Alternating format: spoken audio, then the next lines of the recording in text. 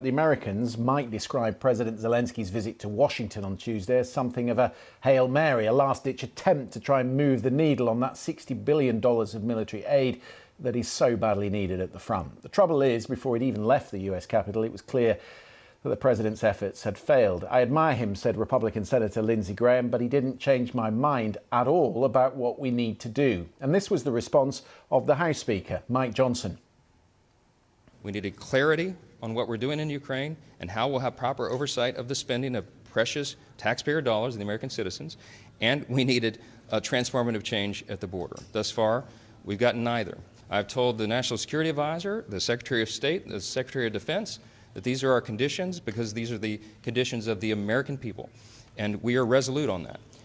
President Zelensky would have expected that type of reaction. He's pretty astute when it comes to American politics.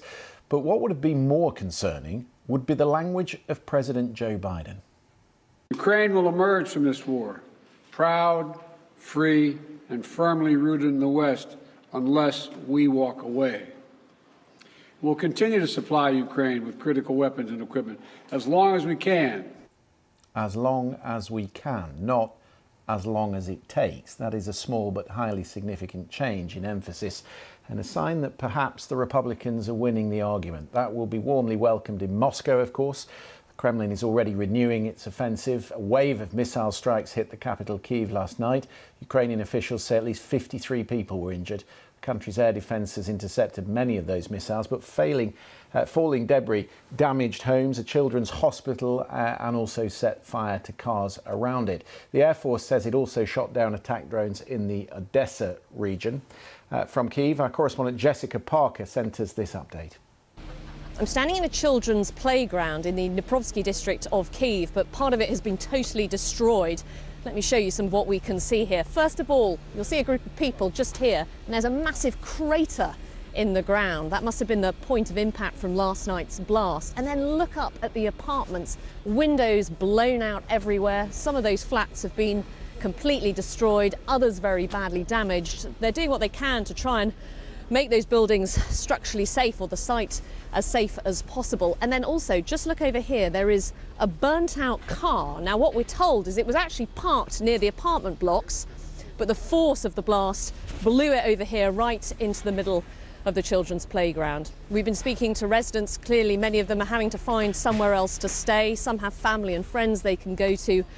Others are going to go to a school that is being provided as a temporary shelter. One man I spoke to, Alexander, he got very visibly upset when we were talking because he said he had seen some of his neighbours' children injured following last night's missile attack, and he also called, as I spoke to him, for continued Western support. That, of course, as President Zelensky has been in Washington, D.C. to try and unlock a $60 billion package of military aid, but so far has failed to break the deadlock. Indiscriminate bombing of civilian areas. Let's speak to Andrei Zagorodnyuk. He is the former Minister of Defence in Ukraine. Andrei, it's always good to have you on the programme. Thank you, for sparing us some time. I look at those pictures that Jessica was showing us there, and I know that so many of the missiles are brought down by Western-supplied air defences. How much of that do you have left, and what happens if it runs out? Well, of course, the military doesn't say how much they have left, but certainly the indications is that they're not like infinite. And certainly Kyiv is the most protected city. I have to say that it was a night before the last, and I've heard these rockets myself. I haven't seen them because it was late at night, but you could very clearly hear them. It's basically like a Boeing plane flying over your head, and then exploding with their defense interception. It's very difficult to imagine what could be the devastations and destructions if these are not intercepted. I said that President Putin was taking advantage. Does it feel to you there in Ukraine that there has been a step change in the Russian offensives because of what is happening in Washington? No, not at the moment. We clearly see that President Zelensky is trying to basically bring back U.S. politicians to like a common sense. And Russia is certainly using that moment in media. You know, they're kind of they sort of developing that mode of sort of desperation and momentum. Of course, if the assistance is continued, then all of that sort of wanes. And I think that we will have some kind of a way out with U.S. politicians out of this, because clearly we have majority in both parties. But at the moment, they're playing their political sort of process games, and essentially Ukraine really risks of having the stockpiles of the ammunition diminished, and that's a real risk. There is reporting, I'm sure you're aware of it, in the New York Times that the White House is trying to push President Zelensky to a different strategy. Instead of fighting for every inch of Ukraine, they want him to focus, the report says, on the industrial areas, on the sea to get the grain out, and on protecting Kyiv. With that in mind, was that a slip of the tongue from the president yesterday, as long as we can, or do you think that was in reference to what the New York Times is reporting? I think it won't. I wouldn't really sort of overanalyze this, and it might be a slip of the tongue. Generally speaking, the whole rhetoric of current White House administration is that they need to continue, they need to push this through, and so on and so on. But at the moment, of course, they cannot, because they have this blocked in the Congress. But we don't see changes in the strategy of the administration. There could be a debate about the operational plans of like a winter campaign, but there is no strategic change at all.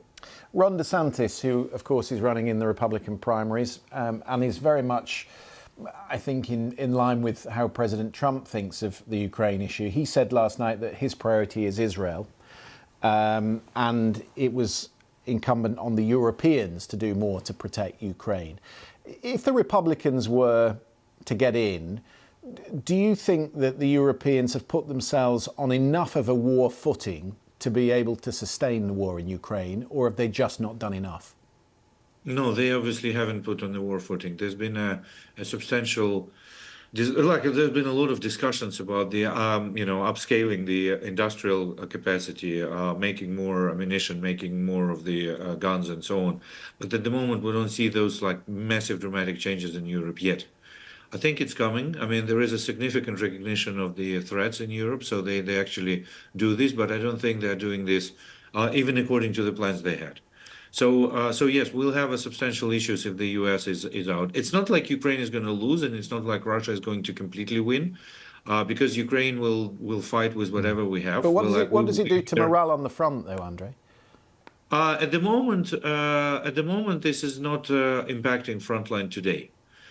People do understand that there is political issues, but we've already been through the times when the West was saying, okay, Ukraine's going to disappear in 72 hours. And we're still here, and we're still fighting, and Russians. By the way, just yesterday, United States published that we have either killed or made wounded, so basically incurred the casualties to 90% of a Russian army, which they had before the invasion.